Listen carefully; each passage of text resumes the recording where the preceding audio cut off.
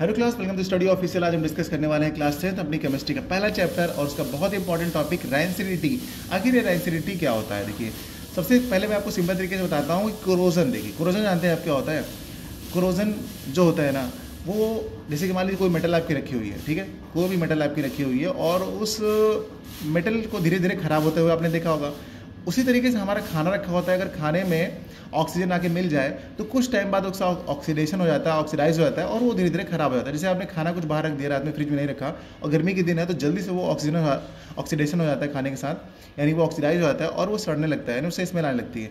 तो ऐसे फूड को क्या करते हैं, वो खराब होने लगता है। जो चीज़ खराब होने लगती है और जो अगर मेटल खराब होने लगती है, दोनों अलग अलग केस हैं, ठीक है। एक अगर मेटल कोई खराब हो रही है, मान लीजिए आप, तो उसको बोलते हैं कि मेटल कोरोड हो रही है, उसमें कोरोजन हो रहा है। अगर फूड खराब हो रहा है तो उसको बोलते हैं रैंसिडिटी है, वो हमारा फूड खराब हो रहा है।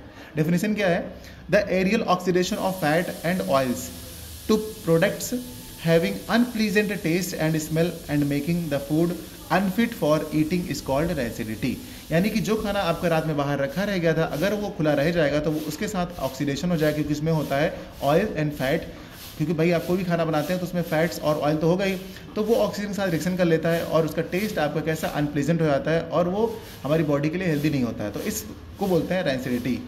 अब रैंसिडिटी की डेफिनेशन तो पूछी जाती है, साथ में इसके प्रिवेंशन पूछे जाते हैं, बहुत ज़्यादा इंपॉर्टेंट है। इस टॉपिक से हर साल क्वेश्चन आता है। तो प्रिवेंशन इसके देखिए जो मैंने लिख रखे हैं, आप इनको लर्न कर लीजिएगा। जैसे कि पहला है बाई एडिंग एंटीऑक्सीडेंट्स।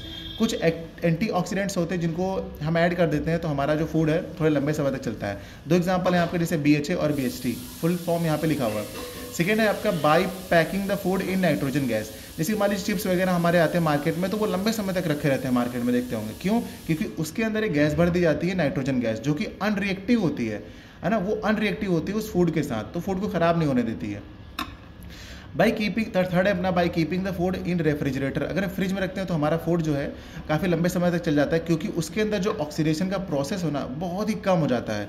टेम्परेचर कम हो जाता है तो ऑक्सीडेशन का प्रोसेस भी कम हो जाता है। इस वजह से हमारा खाना यानी हमारा फूड कोई भी है, जो भी खाने पीने की चीज़ें हैं, वो लंबे समय तक चलती हैं। चौथा है आपका by storing the food air tight containers. तभी तो कहते हैं कि कुछ ऐसी चीज़ें होती हैं जैसे पिकल्स वगैरह हो गया, जिसमें हमारे कुछ प्रिजर्वेटिव्स रखे जाते हैं। अदरवाइज चीज़ कंटेनर को टाइट करके रखिए, क्योंकि उसके अंदर ऑक्सीजन नहीं जाएगी तो वो ऑक्सीजन से रिएक्शन नहीं करेगा और वो ऑक्सीडाइज नहीं होगा, तो वो हमारा प्रोडक्ट खराब नहीं होगा, सब्सटेंस खराब नहीं होगा, जो भी खाने पीने की चीज़ होगी। तो ये आप इतना लर्न कर लीजिएगा, ये बहुत इंपॉर्टेंट है, बहुत ज़्यादा इंपॉर्टेंट है, हर साल यहाँ से क्वेश्चन आता है। तो इतने मैंने पॉइंट आप लोग के लिए लिख रखे हैं। अगर बच्चों वीडियो अच्छा लगा तो वीडियो को लाइक शेयर सब्सक्राइब कीजिएगा। मिलते हैं अगली क्लास में नए टॉपिक के साथ। Bye bye.